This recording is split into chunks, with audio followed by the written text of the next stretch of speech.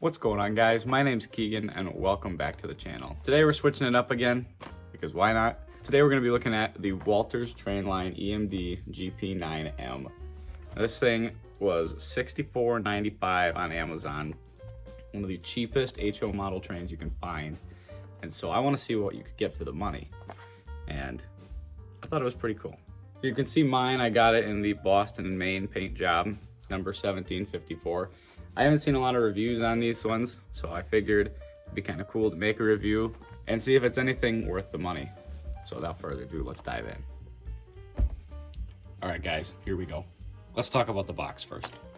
Not much to see on the box, although the box, this shipped from Amazon in just a regular bag. I had bought another thing with it as well for my 3D printer, and this kind of just shipped with it in just this packaging in a bag. So the box looks a little beat up on the front with the plastic in the corner, so hopefully that doesn't translate to the engine itself, but we'll see here. Just your standard packaging, the Boston and Maine GP9M, which the GP9Ms are actually a rebuild of the original GP9, and I'll put a picture of the original GP9 on the screen. So let's crack her open here and see if this is worth the $65. It'd be kind of hard not to be. So there is the packaging with the engine in it, and I'm trying to get the so here are the instructions that come with it for oiling and whatnot. This actually gives us a good look at the inside too. So for oiling, maintenance instructions and whatnot, greasing. There's the gear train. And then as we can see in the body here, single flywheel on it. Looks to be driven by 2 shafts. And it looks like it has a light on one side for sure.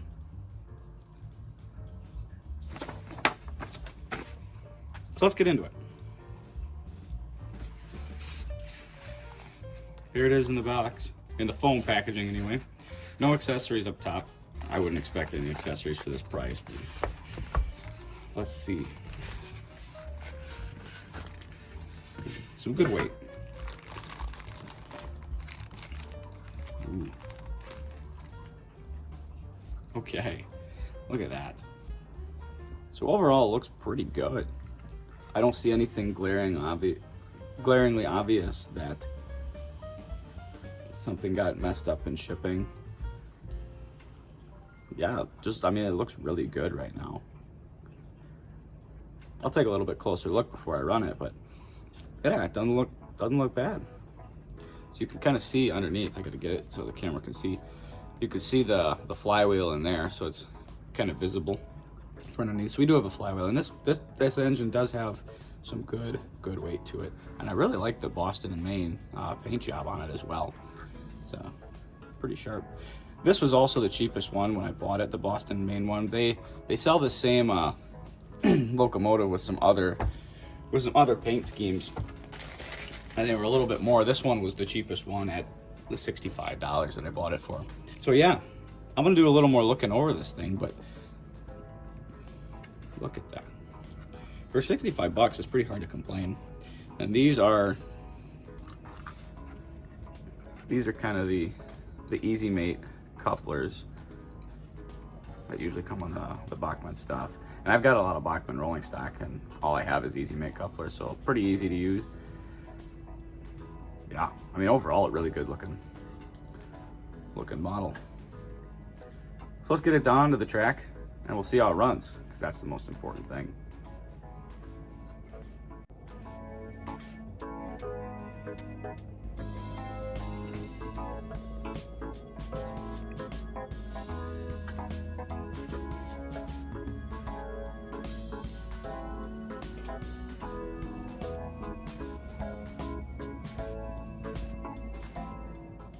All right, guys, we've got it down on the track, and I looked at this thing a little bit more, and it's pretty good.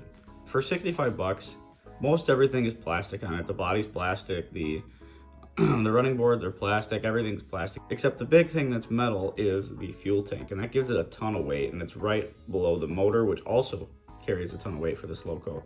So a large literal center of gravity. So I'm hoping that translates to a lot of tractive effort, and because I've got a lot of cars that don't roll very well. So I've got it set up. I'm just using a standard Bachmann controller that comes with like starter sets and whatnot to control this. My layout's nothing too special. It's just some Bachmann Easy Track and a little bit of Atlas here and there. So we'll just run it for a little bit. I want to make sure it works. We're gonna start, I don't know what direction we're actually facing, so we're gonna start, turn it on here, see if we can get some movement. And we're at full power, and that is not moving. Ah, there we go. All right, so I made the big mistake of the track power not being plugged in. So let's give this a shot now and see how a little slow we can go with this. Raising the power slightly. Ooh.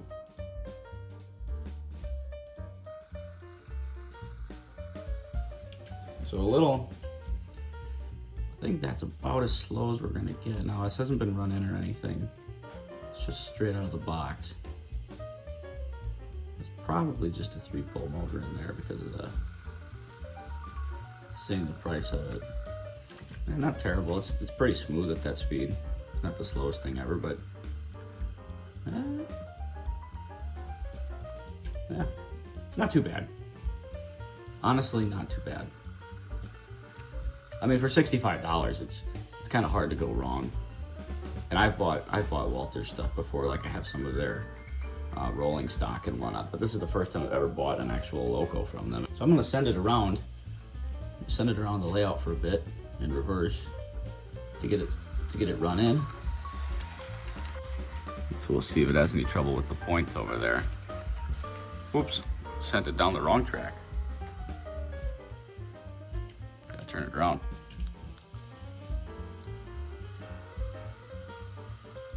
But all in all, I mean, it's a pretty quiet runner. It's pretty smooth so far, and it's not being run in. Yeah, I mean, pretty smooth.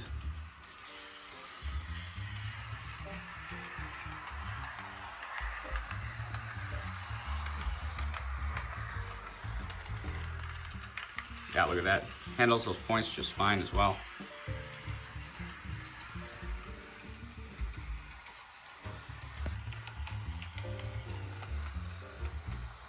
Alrighty.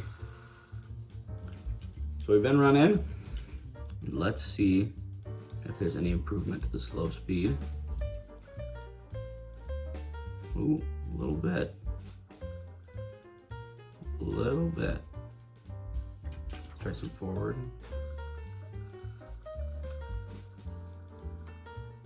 A little bit of improvement. It goes a little slower, but it kind of stutters at that little slower speed. But yeah, I mean, for 65 bucks, not bad. Not bad at all.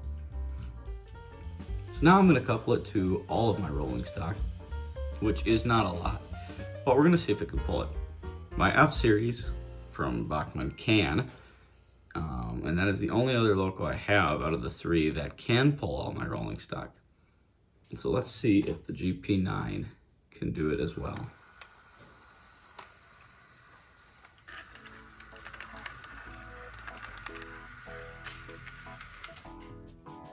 So hopefully we are connected to everything, which we're not. That's the problem with these knuckle couplers sometimes. Yeah, they just don't like to connect. Un momento. So now we got everything connected. Let's see if it can pull it. Oh yeah, piece of cake. And one's even derailed, I can hear.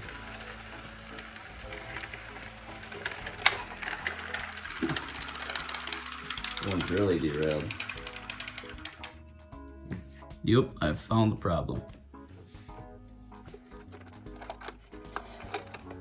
Get that guy back on track here. And off we go. Oh, not too fast, I guess. That was probably the original derailment. Now we go.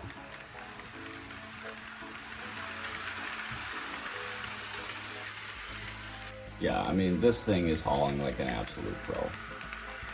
No problems whatsoever.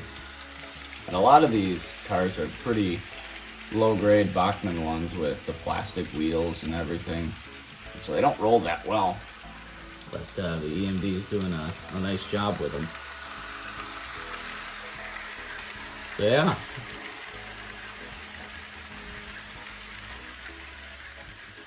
I gotta say, this is a really solid locomotive for $65. I've had no issues with it. Straight out of the box, being run in, it's working as it should, and it's working really well. Honestly, I think it's a great value for the money. So if you're just starting out or just run a DC controlled layout, honestly, if they're still on sale on Amazon, I'd highly recommend picking these up, because seriously, I don't think you'll be disappointed. Anyway guys, thanks for watching. I know it's a little different, but we always are on this channel. So we'll see you next time.